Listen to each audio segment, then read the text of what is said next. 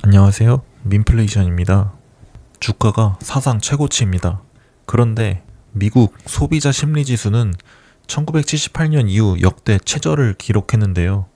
유가는 전쟁 전 대비 40% 넘게 올랐고 호르무즈 해협은 사실상 막혀있죠. 이번 주 미국과 이란의 협상은 또 깨졌습니다. 그런데 주가는 사상 최고치죠. 지금 이 상황을 보면서 약간 데자비가 느껴지는 것 같은데요. 2000년 IT 버블 직전에도 주가는 이렇게 올랐어요. 2007년 서브프라임 직전에도, 그리고 21년 코로나 버블 때도 똑같았죠. 그 공통점이 뭐냐면 주가를 올린 게 실물 경제의 성장이 따라서 올라온 게 아니라 빚과 유동성의 착시였다는 거죠. 오늘은 주식의 신고가가 그때와 왜 비슷하게 보이는지, 그리고 이 구조가 왜 조심스러운지 한번 알아보겠습니다. 먼저 지금 상황은 중동에서 미국 이란 전쟁이 협상한다, 된다 하더니 아직 좋은 소식은 없고 해상 봉쇄를 진행 중이에요. 그 결과로 호르무즈 해협은 여전히 봉쇄되어 있고 전 세계 원유 수출량의 20-30%가 이 바닷길을 통해 건너가는데 이란이 여기서 선박을 납포하죠. 잡아뒀다는 거죠. 47년 만에 처음으로 통행료를 요구하기 시작했어요. 골드만삭스는 이번 주 브렌트유 전망치를 배럴당 90달러로 올렸는데 전쟁 전에 67달러에서 지금 105달러, 불과 2달 사이에 40% 넘게 오른 거예요. 그런데 여기서 다른 질문을 한번 드려볼게요. 유가가 오른 건 당연하죠. 공급에 문제가 생겼으니까. 근데 주가는 왜 최고치일까요? 그 이유를 제대로 보려면 수면 아래를 봐야 됩니다. 일단 먼저 유가가 오른 지 2달 정도 되어 가고 있어요. 유가가 오르면 물가도 따라서 오르죠. 미국의 PCE 물가 지수, 쉽게 말하면 미국 소비자들이 실제로 쓰는 돈의 물가가 이번에 3.5%까지 오를 것으로 보고 있는데 이건 23년 이후 최고치 수준이에요. 그러니까 연준은 물가가 높으니 더욱 금리를 내릴 수가 없어요. 전쟁으로 인한 유가 공급 문제로 물가가 따라서 올라가는데 이 상황에서 금리를 내려버리면 물가 수요가 확 몰리면서 물가를 더 폭등시키는 쪽으로 작용하거든요. 이번 FOMC에서는 3번 연속 동결이 확실시 되고 있습니다. 유럽, 영국 마찬가지고 일본은 인상한다는 얘기도 나오고 있는데 지켜봐야 할 것 같습니다. 그런데 이 상황에서 주가는 왜 오르는가? 수면 아래를 한번 보시죠. 주가가 오르는데 크게 2가지 방법이 있어요. 하나는 기업이 진짜 돈을 잘 벌어서 주가가 오르는 경우이고, 다른 하나는 시장에 돈이 넘쳐서 유동성이 늘어나면서 돈이 주식으로 몰리는 경우인데요. 지금은 어느 쪽일까요? 그럼 유동성을 먼저 볼게요. 연준의 총 자산, 쉽게 말하면 연준이 시중에 공급한 돈의 규모를 보면 현재 약 6조 7천억 달러 수준인데요. 22년 최고치였던 9조 달러보다는 줄었지만 그땐 코로나로 인해서 경기 부양을 하기 위해 엄청나게 많은 돈을 풀었죠. 그래서 유동성이 그렇게 높았던 경우인 거고, 현재는 양적 긴축, 즉 연준이 돈의 수도꼭지를 잠그는 과정이 진행 중이거든요. 저번 영상에서 유동성에 대해 다룬 영상이 있었는데 유동성을 간단히 요약하자면 연준의 대차대조표와 영레포, 그리고 미국 재무부의 TGA 잔고, 이 3가지를 보는 게 유동성의 핵심이라고 볼 수 있겠는데요. 대차대조표는 연준의 총 자산을 말합니다. 총 자산이 많아야 시장의 유동성이 늘어나고 주식이 오르기가 쉬워요. 그리고 연준의 영레포라고 하는 연준의 금고 정도로 생각하면 좋은데요. 유동성이 넘칠 때, 많을 때 금고에다 혹시 모를 일에 대비해서 돈을 좀 빼두는 역할이라고 생각하시면 돼요. 영래포에 돈이 쌓이면 그만큼 시장의 유동성이 줄어드는 효과가 나타나죠. 그리고 미국 재무부의 TGA 잔고는 미국 재무부가 돈을 모았다 쓰는 체크카드 계좌로 생각하면 되는데, TGA 잔고도 마찬가지로 이 계좌에 돈이 쌓일수록 시장의 유동성은 줄어드는 효과가 있어요. 영래포라는 지표를 다시 볼게요. 주황색을 보시면 되는데, 영래포는 시중에 돈이 너무 많을 때 연준이 잠깐 흡수해두는 금고 역할을 해요. 22년도에는 이 창고에 2조 5천억 달러가 쌓여 있었는데 시중에 그만큼 돈이 넘쳐나서 금고로 모아둔 거예요. 그런데 이 금고가 거의 비어 있습니다. 사실상 0에 가까워요.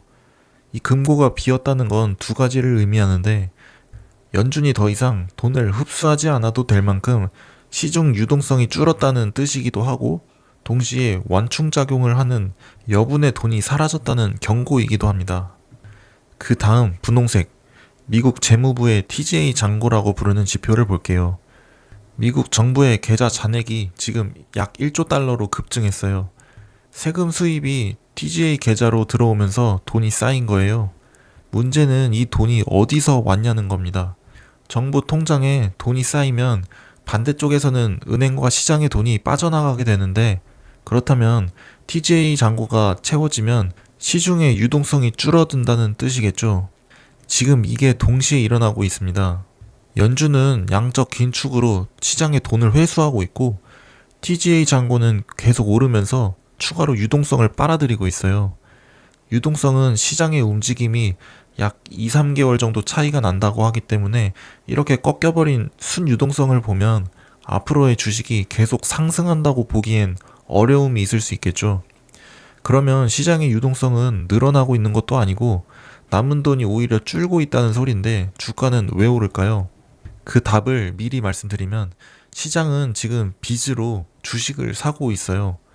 미국의 금융규제기관의 통계를 보면 지금 투자자들이 증권사에 빌려서 주식을 사는 돈을 마진 부채라고 하는데, 이게 올해 1월 기준 1조 2790억 달러로 사상 최고치입니다.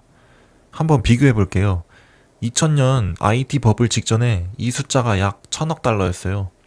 2007년 금융위기 직전엔 3200억 달러, 그리고 21년 코로나 버블 때 7000억 달러였어요. 그리고 지금은 1조 2000억 달러를 넘겼죠. 근데 이게 절대값만 보면 가늠이 잘 안 가죠. 주식시장 규모와 현재 화폐 가치를 따져보면 부채 규모만 보면 안 되고, 부채 증가 속도를 보면 훨씬 가파른 걸 볼 수 있죠. 빌린 돈으로 주식을 산다는 건 어떤 의미일까요? 내 돈 1억이 있는데 증권사에 1억을 더 빌려서 2억 어치를 삽니다. 진짜 빚인 거죠. 주가가 10% 오르면 내 수익은 20%가 돼요. 근데 주가가 10% 내리면 내 손실도 20%가 되고, 심하면 강제로 주식을 팔아야 되는 상황도 옵니다. 지금 이런 방식으로 주식을 사는 사람이 사상 최대 수준인데요. 또 여기에 하나 볼 게 있는데, 풋콜 비율이라는 지표가 있습니다. 옵션 시장에서 하락에 베팅하는 사람과 상승에 베팅하는 사람의 비율을 말하는데, 지금 이 비율이 역사적으로 저점 수준인데요. 어떤 뜻이냐면 거의 모든 투자자가 주가는 더 오른다에 돈을 베팅하고 있다는 거예요. 그리고 레버리지 ETF 거래량이 증가하고 있는데, 주가가 배로 움직이는 ETF 상품인 거죠. 주가 움직임의 3배를 추종하는 상품들의 거래량이 급증하고 있어요. 개인 투자자들이 고점에서 더 공격적으로 베팅을 하고 있다는 건데, 빚을 진 건 아니지만 마치 빚지고 투자하는 것처럼 고점에서 더 수익을 보고 싶은 심리가 나타나는 공격적인 투자로 이 수치도 주식 신고가를 갱신하면서 크게 늘어나고 있어요. 다시 정리해보면, 수면 위에서 보면 주가가 오르고 있고, 빅테크는 유가 충격에서 상대적으로 자유로운 편이죠. 그리고 시장은 낙관적이면서 또 공격적입니다.